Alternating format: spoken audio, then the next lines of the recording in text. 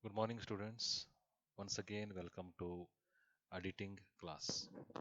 Students, in the last class, we have discussed the different types of the editing on different basis. So far, we have discussed the types of edit and on the basis of conduct of edit or on the basis of methods used. Under that base, we have discussed the first type, continuous edit. Here, under this base, there are totally 7 types of edit. One already we have discussed, continuous edit. Second one is final or annual edit. Third one is interim edit. Fourth one is balance sheet edit. Then fifth one is occasional edit. Sixth one is complete edit. And the last one is partial edit.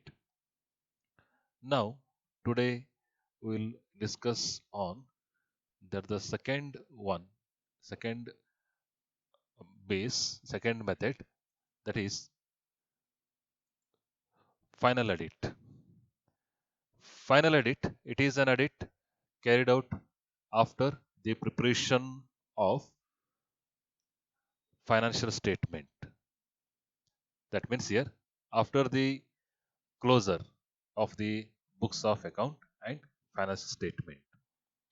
It is an edit where the editor takes up his work of checking the books of account only at the end of the accounting year. So after the completion of the accounting aspect, here the final edit, it gets start. One thing here we have to observe pertaining to this edit is concerned.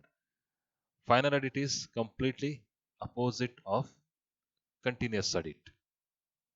So what are the merits under the continuous edit?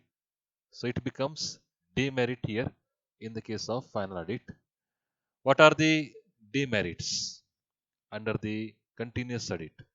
It becomes the merit of final edit. Now we will discuss one by one what are the say advantages of the final edit.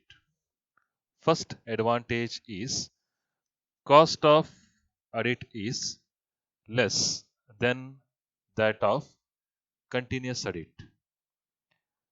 So in the case of continuous edit, as the edit is taken for the lengthy period, that is for the complete year, so automatically here the cost of the edit it increases. But here it is not so in the case of final edit. It is conducted at the end of the say accounting year. So the time taken for the conduct of final edit is lesser as compared to the continuous edit. So obviously cost will be lesser here.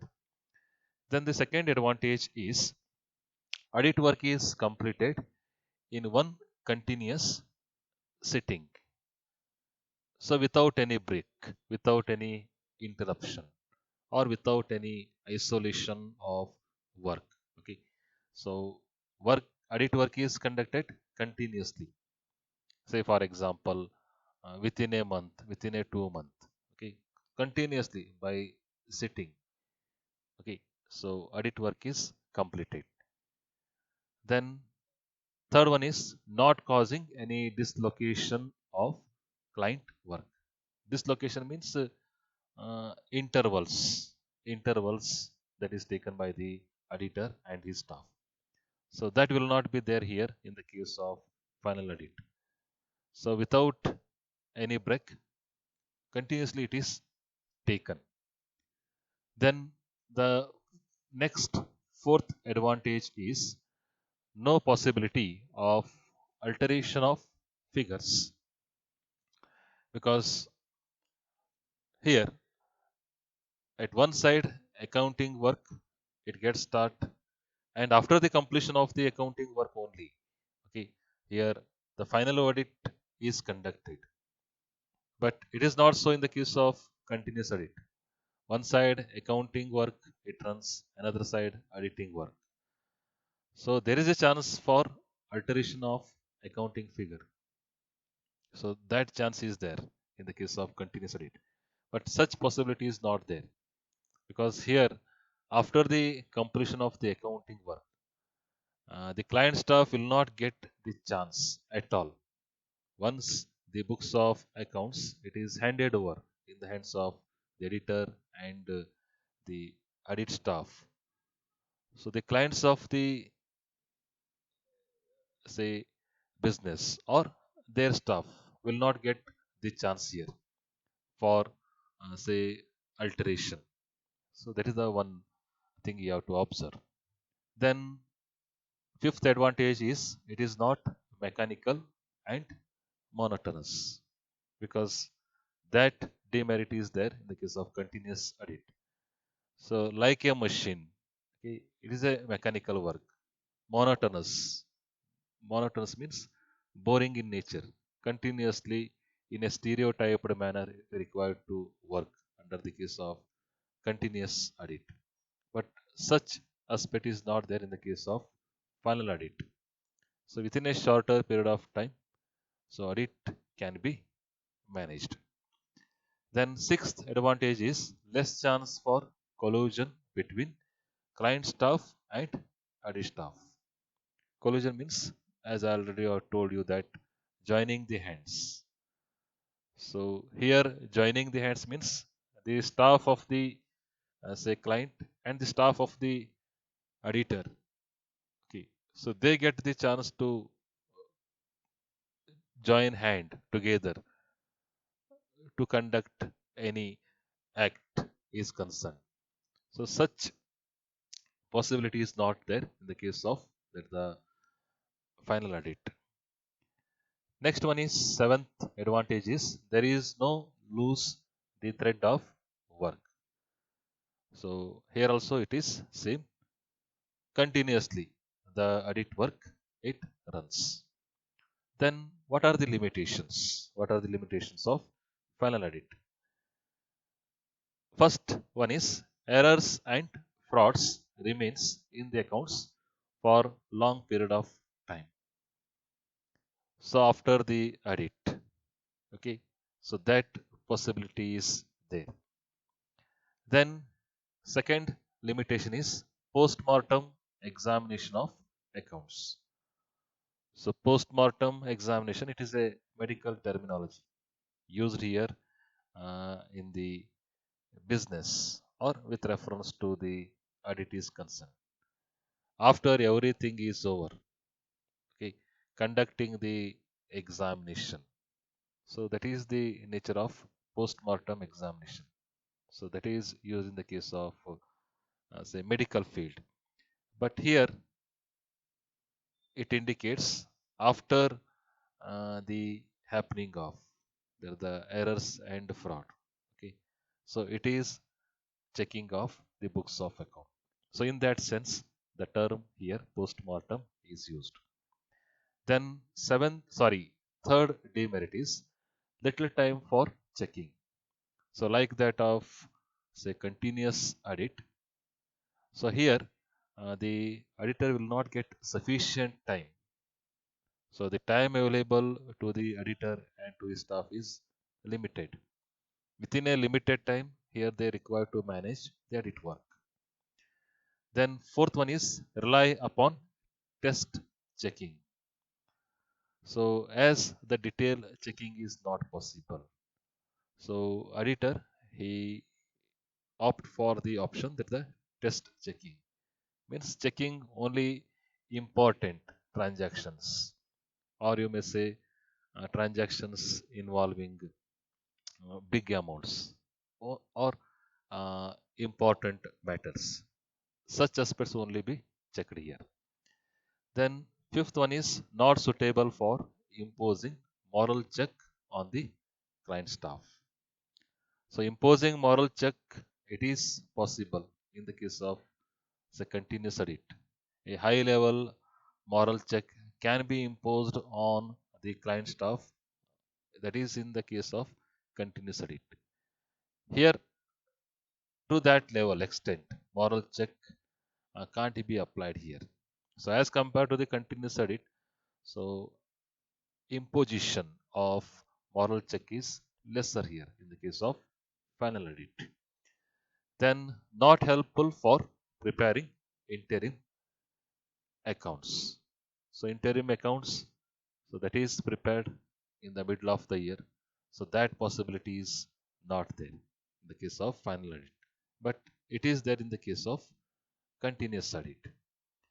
Then not suitable for large size organizations, large business organizations where the books of accounts are more, where the business transactions are more, and for checking of which more time is required.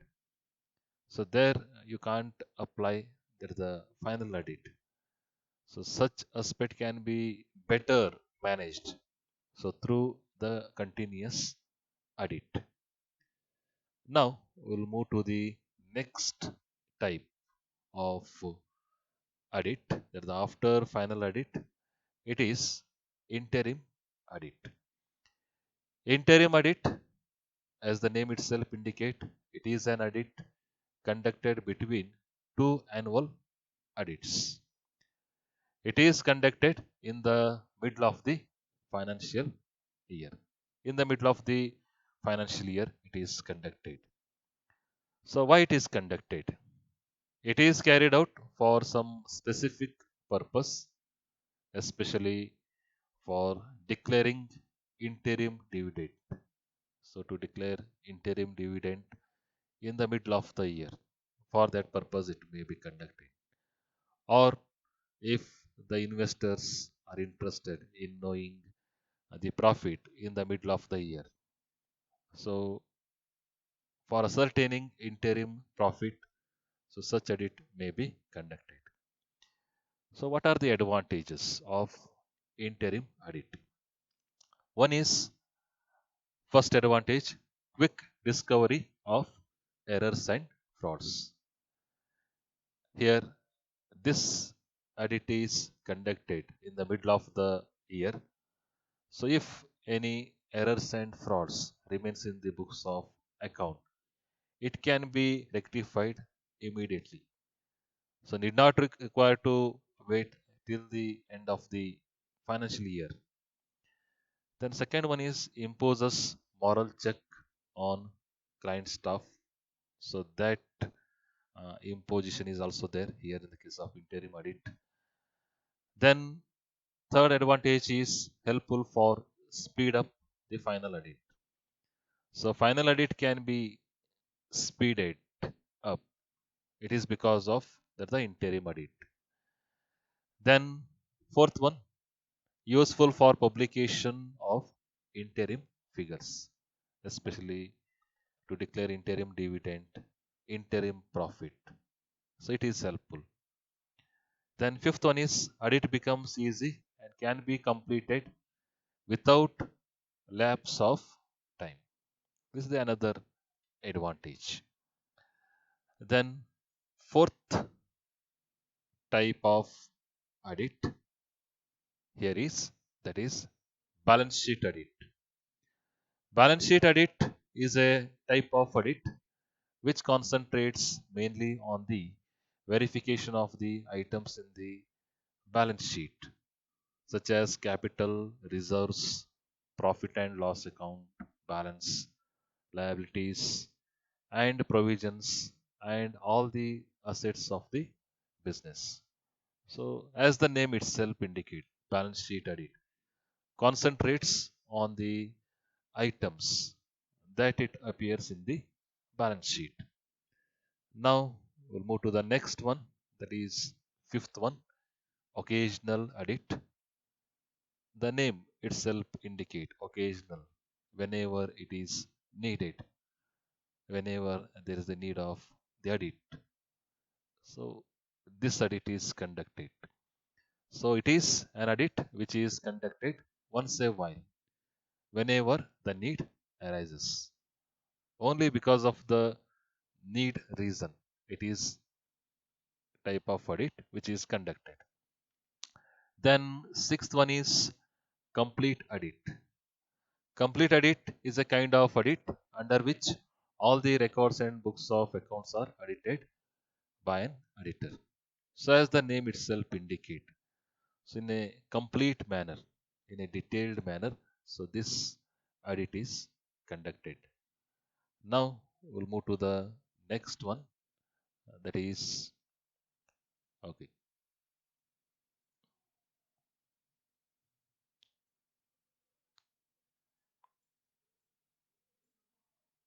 That's the last one, partial audit.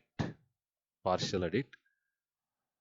It is a kind of audit carried out in respect of only part of the books of a business for part of whole of the period. So partially conducted. So where say the area is affected, where say the transactions are affected. Say for example, if the profit and loss account, say part of the financial statement is affected, only for that part.